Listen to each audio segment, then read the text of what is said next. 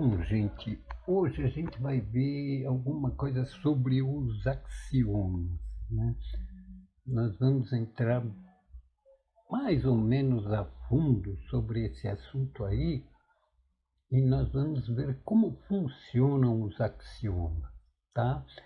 E para o fim a gente vai falar sobre o teorema de Gödel, tá? Então, como a gente já viu lá no meu vídeo como provar que 1 mais 1 é igual a 2, a matemática usa axiomas para desenvolver as teorias dela, né? E como que a gente escolhe esses axiomas? Digamos que eu queira fazer axiomas sobre os números naturais. Nós queremos que esse conjunto de axiomas tenha pelo menos 3 propriedades. A primeira é que eles sejam o menor número possível de axiomas. Isto é, que os axiomas sejam independentes.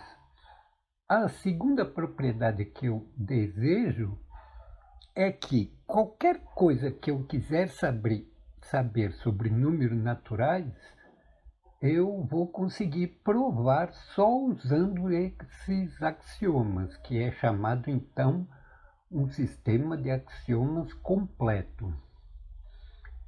E a terceira propriedade que eu quero é que, de repente, eu não chegue numa contradição, né? Eu provo que uma coisa é verdadeira e, ao mesmo tempo, consigo provar que ela é falsa. Então, eu quero que esses axiomas sejam consistentes. Bom, vamos pensar que a gente quer fazer um conjunto de axiomas sobre números naturais. A ideia que a gente tem assim dos números naturais é aquela de ver aquele conjunto que começa com 0, depois vai pulando de 1 em 1 e não tem fim. Essa é a ideia inicial que a gente tem sobre números naturais. Um matemático italiano chamado Peano criou um sistema de axiomas no século XIX baseado nessas ideias intuitivas dos numerais. Então, os axiomas de Peano são: existe n, quer dizer, existe um conjunto de números naturais. 0 pertence a n. Pelo jeito aqui ele já queria dizer por onde começa o conjunto de números naturais. Depois ele disse: existe uma função de n em n chamada sucessor que obedece a algumas coisas, né? Esse sucessor é o mais um daquela ideia que a gente disse na página anterior, mais um, mais um, mais um. Não existe x tal que s de x é igual a 0. Aí ele quis dizer que o conjunto de números naturais começa com 0, né? E esse quinto que diz se s de x é igual a s de y, então x é igual a y, é para não bagunçar, né? Assim, dois números terem o mesmo sucessor, aí a coisa fica toda bagunçada. E o sexto axioma basicamente diz o seguinte, que o conjunto dos números naturais é formado só do zero e dos sucessores de zero, tá?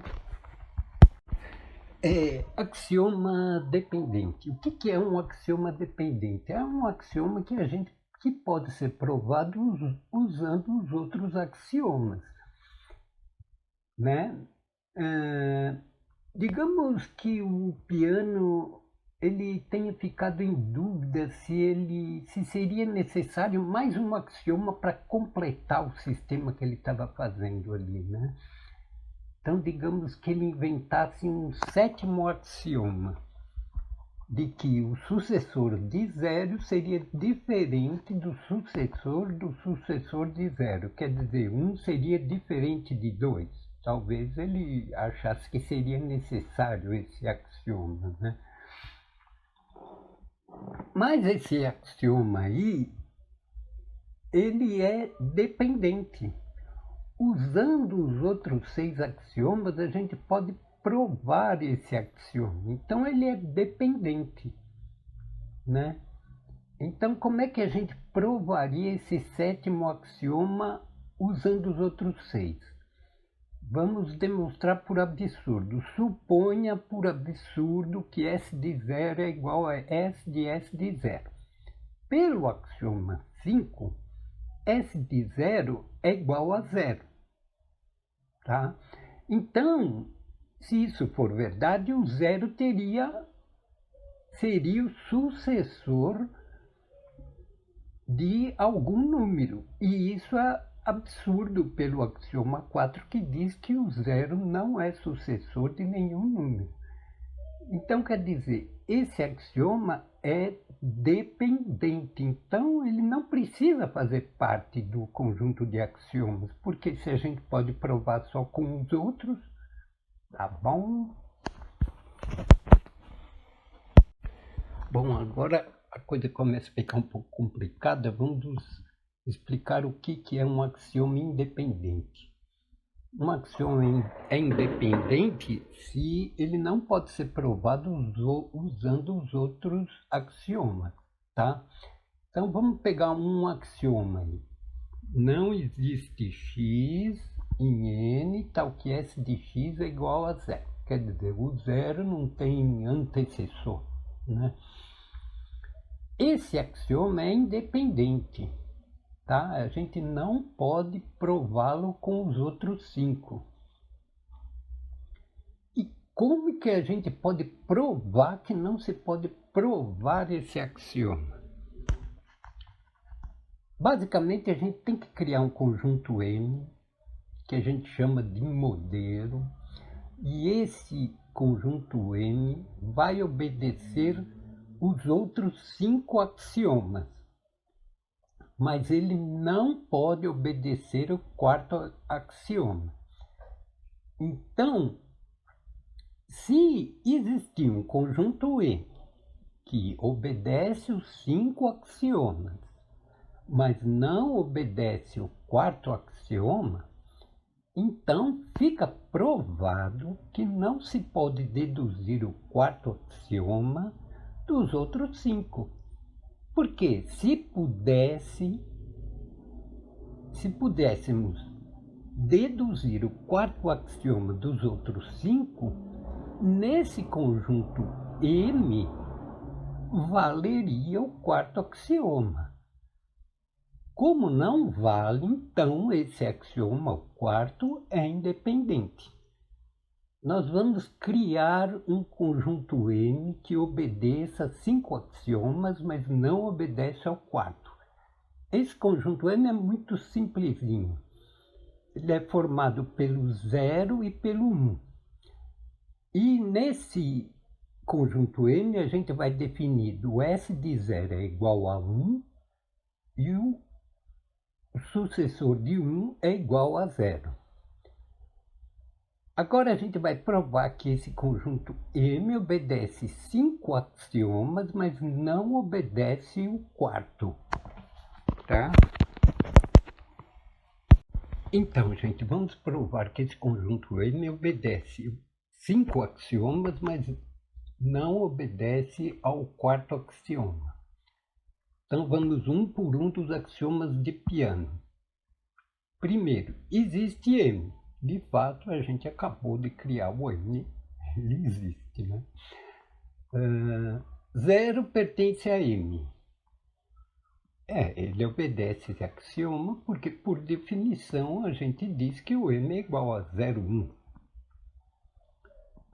Existe S, existe o sucessor, existe o mais 1. E, de fato, a gente já definiu que o 0 é o sucessor de 1 e o 1 é o sucessor de 0. Já está definido. o quarto, ele não pode obedecer. Esse quarto axioma, esse conjunto N não pode obedecer. E de fato ele não obedece, porque o quarto axioma diz que não existe nenhum sucessor que dê zero, e na verdade aqui esse conjunto, o sucessor de 1 é o zero, tá? O quinto axioma diz que se o sucessor de x é igual ao sucessor de y, então o x é igual a y. Então, de fato, nesse conjunto N, se o sucessor de x e o sucessor de y forem zero, o x é igual a y é igual a 1. E o mesmo ocorre se o sucessor de x e o sucessor de y for igual a 1. Isso só pode acontecer se o x for igual a y e for igual a zero. Agora, o sexto axioma é meio complicado. Vamos ver lá o que se exige no sexto axioma. Primeiro, vamos pensar num conjunto A que obedeça aquelas propriedades do sexto axioma. Primeiro, A está contido em M. Então, o A pode ser o vazio, o conjunto só com 0, o conjunto só com 1 e o conjunto com 0 e 1. A segunda diz que o 0 pertence a A. Então, já restringe um pouco o conjunto A. O conjunto A pode ser só o 0 ou pode ser o 0 e o 1. E a terceira condição ali diz que se um número pertence a A, o sucessor dele pertence a A. Então, aqui no caso, se o 0 pertence a A e o sucessor dele também pertence, então o A é formado pelo 0 e pelo 1. Então, se o A é o 0, 1, então o A é igual a M. Então, fica provado que o M obedece aos 6 axiomas menos o quarto, né? Então, o quarto axioma é independente. Mas veja só que interessante, sem o quarto axioma, o N, conjunto dos naturais, pode ser finito. É o quarto axioma que impede que a sucessão 0, 1, 2, 3 volte para o zero. O que é um sistema axiomático completo? Um sistema axiomático completo é quando a gente faz qualquer pergunta sobre esse sistema e a gente vai conseguir provar que ela é verdadeira ou é falsa. Bom, aí vamos supor que a gente tenha os 6 axiomas de Peano menos o quarto. A gente provou que no conjunto dos números naturais esse axioma é verdadeiro e provou que no conjunto M formado por 0, 1, esse axioma é falso. Então, significa que se eu pegar um sistema que só tenha 5 axiomas, que seria o 6 menos o quarto, né? Eu não vou conseguir provar que não existe x tal que s de x é igual a zero, porque ele vale em um e não vale no outro, né? Então, esse sistema formado só pelos 5 axiomas, que seriam os 6 de Peano menos o quarto, é um sistema de axiomas incompleto, porque eu não vou conseguir provar nem que seja verdadeiro, nem que seja falso o quarto axioma. O que é um sistema axiomático consistente? Um sistema axiomático é consistente se não existe nenhuma proposição que a gente possa provar que é verdadeira e falsa ao mesmo tempo. Nós vamos dar um exemplo aqui de um sistema axiomático inconsistente. Suponhamos que a gente pegou lá o conjunto dos naturais do Peano, né, formado pelos axiomas de Peano, e a gente quer aumentar mais um número nesse conjunto aí. A gente quer colocar o infinito. Então a gente vai acrescentar mais 2 axiomas aos 6 do Peano. O 7º axioma vai dizer que o infinito pertence aos naturais e o 8º vai dizer que o sucessor de infinito é infinito. Aparentemente isso não vai contradizer nada, né? É relativamente intuitivo que exista infinito e o sucessor de infinito seja infinito. Então esse conjunto formado de 8 axiomas, nós vamos provar que esse conjunto de 8 axiomas nos leva a teoremas contraditórios, tá? Então, nós vamos provar ao mesmo tempo que o sucessor de infinito é infinito e vamos provar que o sucessor de infinito é diferente de infinito. Então, vamos provar que o sucessor de infinito é infinito. Aí é a coisa mais fácil, né? Pelo axioma 8, o sucessor de infinito é infinito e está demonstrado. Agora nós vamos provar que o sucessor de infinito é diferente de infinito. É uma prova meio abstrata, né? Nós vamos usar o axioma 6 da indução, tá? Então, primeiro a gente vai formar um conjunto A que é formado por todos aqueles números cujo sucessor é diferente dele próprio, tá? Então, vamos lá. 0 pertence a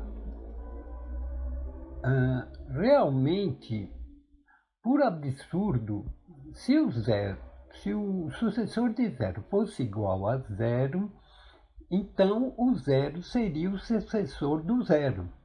Mas pelo axioma 4, o 0 não é sucessor de nenhum número. Então a gente chegou a um absurdo e a gente chega à conclusão que o sucessor de 0 é diferente de 0 e que, portanto, o 0 pertence a A. Agora vamos pegar uma hipótese da indução. Nós vamos supor que N pertence a A. E que, portanto, pela definição de A, o sucessor de N é diferente de N.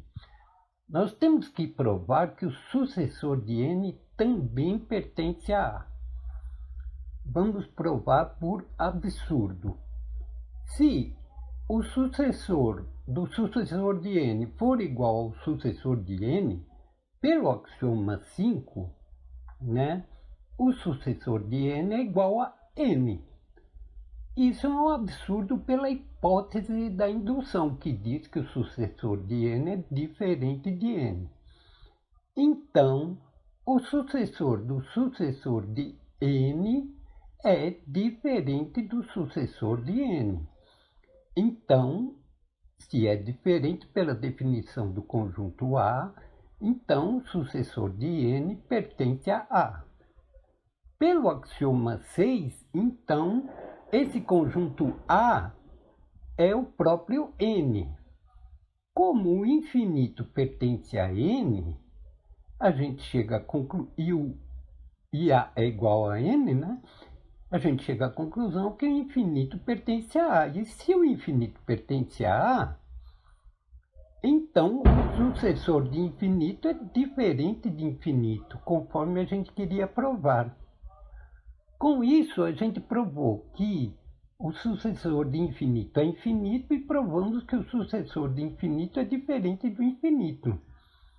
Então, o conjunto de axiomas formado pelos 6 axiomas de Peano, mais os 2 axiomas, o 7º e o 8º, forma um sistema axiomático inconsistente, que a gente conseguiu provar uma coisa e a negação dela. Então, vamos aos teoremas de Gödel. Bom, o primeiro teorema diz o seguinte: toda axiomática consistente da teoria dos números é incompleta. Então, falando assim, grosso modo, se eu fizer qualquer conjunto de axiomas para os números naturais, vai existir uma pergunta que eu não vou conseguir provar se ela é verdadeira ou é falsa.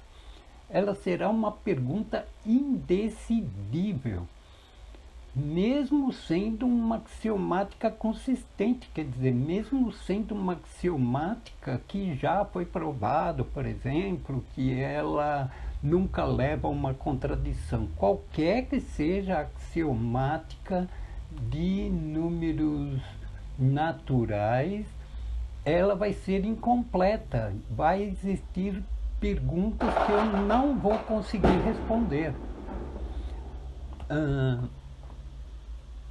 O segundo teorema de Gödel diz o seguinte: a consistência de qualquer axiomática consistente da teoria dos números não pode ser provada usando só essa axiomática. Quer dizer, eu não vou conseguir provar que os axiomas de Peano, por exemplo, são consistentes se eu não usar alguma outra coisa fora dos axiomas de Peano. Quer dizer, então, que fica bem difícil demonstrar que a teoria dos números não levará a uma contradição, porque nós vamos ter que usar uma outra axiomática mais forte para demonstrar a consistência dos axiomas de Peano. E essa outra axiomática vai ter que ser consistente também, tá? Então, o sonho de travar a matemática, quer dizer, tudo ou é verdadeiro ou é falso, fica meio distante aí, né? Assim, intuitivamente, a gente sabe que o problema todo é infinito. Se os conjuntos tivessem, por exemplo, só 200 elementos, a gente poderia testar qualquer proposição, bastaria experimentar a proposição para os 200 elementos, né? E aí seria fácil, mas no infinito não tem jeito. Tá bom então, gente? Muito obrigado e até outro dia, se Deus quiser.